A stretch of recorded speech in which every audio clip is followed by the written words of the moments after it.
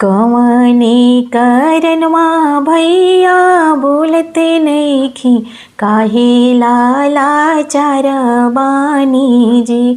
कवना नगरिया जुआवा खेली अइनी, हमरा के हारी अइनी है।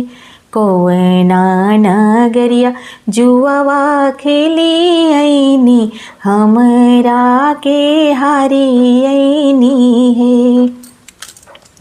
मती रोवा हमारो दुलारी बेटी, हम त लाचार भैनी जी।